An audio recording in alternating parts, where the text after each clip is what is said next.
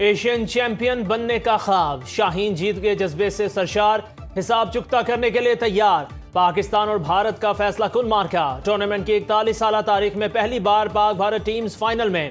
روایتی حریف آج دبئی اسٹیڈیم میں آمنے سامنے ہوں گی۔ بھارت 8 بار، پاکستان 2 بار ایشیا کپ جیت چکا۔ پہلی بار ایک ہی ایونٹ میں دونوں ٹیمز تیسری بار مد مقابل ہوں گی۔ گزشتہ دونوں مقابلوں میں بھارت فاتح رہا۔ تاریخی مقابلے کے تمام ٹکٹس فروخت، ایک ٹکٹ کی قیمت 2 سے 4 لاکھ روپے تک پہنچی۔ قومی کرکٹ ٹیم کی ICC اکیڈمی میں پریکٹس، میچ شام 7:30 بجے شروع ہوگا۔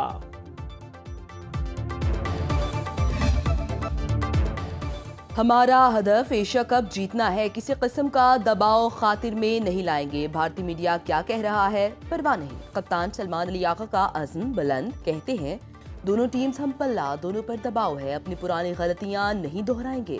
دونوں ملکوں کے درمیان حالات پہلے بھی خراب رہے، مگر ہاتھ نہ ملانے کی روایت کبھی نہیں رہی، جو کرکٹ کے لیے اچھا نہیں۔ فوٹو شوٹ کے معاملے پر کہا، ہم کھیل کے اصولوں کے مطابق تیار ہیں، جو آنا چاہے آئے، جو نہ آنا چاہے نہ آئے، ہمیں کسی کی پرواہ نہیں۔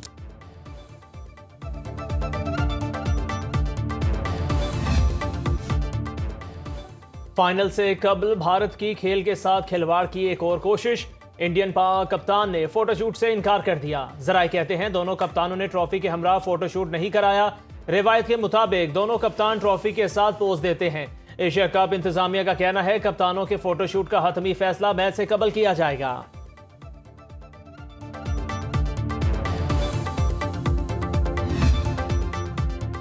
ایشیا کپ کے فائنل کے لیے دبئی پولیس بھی تیار، تمام خصوصی یونٹس کسی بھی ممکنہ صورتحال سے نمٹنے کے لیے تیار۔ سیکیورٹی میں کسی قسم کی خلاف ورزی پر سختی سے نمٹا جائے گا۔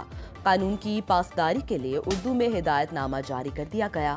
قواعد و ضوابط کی پابندی کریں، کوئی بھی ایسا عمل نہ کریں جو عوامی سلامتی کے لیے خطرہ بنے، نظم و ضبط کو متاثر کرے یا نفرت اور نسل پرستی کو فروغ دے۔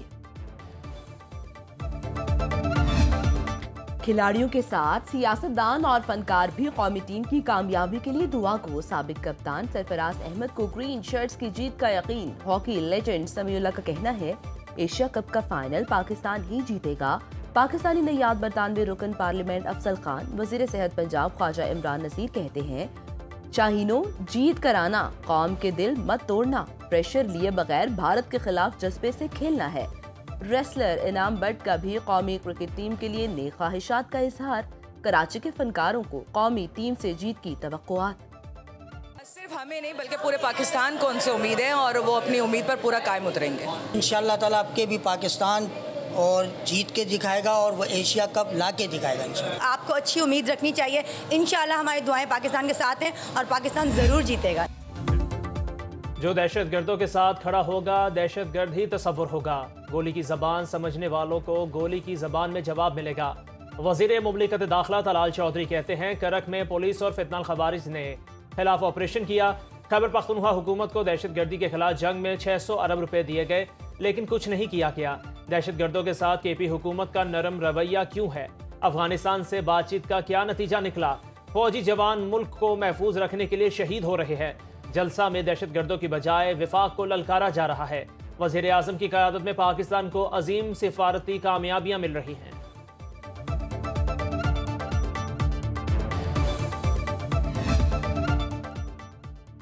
پاکستان، چین، ایران، روس کے وزرائے خارجہ کا نیو یارک میں چوتھا اجلاس۔ افغانستان کو آزاد، متحد اور پرامن ریاست بنانے پر اتفاق۔ ترجمان دفتر خارجہ کے مطابق علامی میں دہشت گرد گروہوں داعش، القاعدہ، کالعدم TTP، BLA وغیرہ پر شدید تشویش کا اظہار۔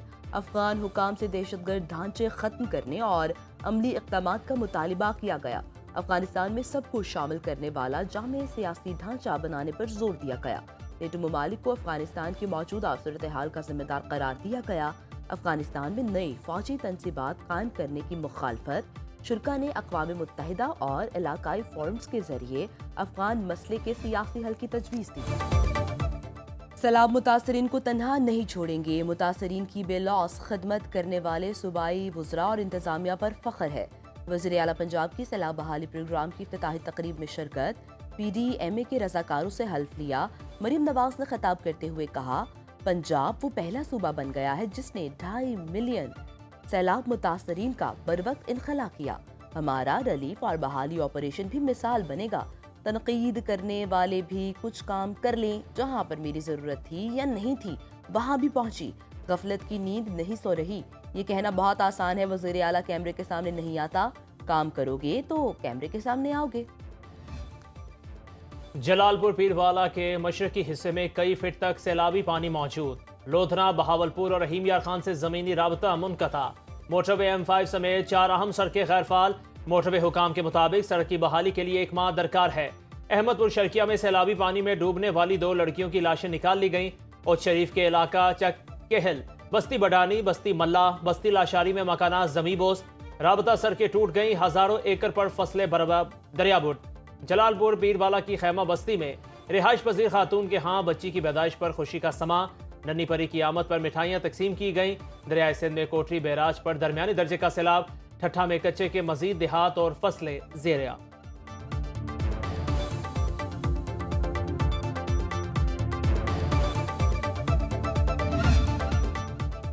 اسرائیل حماس تنازع کا واحد حل 2 ریاستوں کا قیام ہے۔ سعودی وزیر خارجہ شہزادہ فیصل بن فرحان کا جنرل اسمبلی سے خطاب، کا عالمی برادری فوری اور فیصلہ کن اقدامات کرے تاکہ مشرق وسطیٰ میں دیر پا امن قائم ہو سکے۔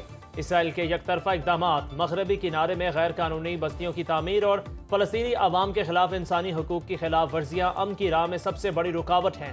سلامتی کونسل اور عالمی برادری 2 ریاستی حل کی بنیاد پر مسئلے کا فوری حل نکالے۔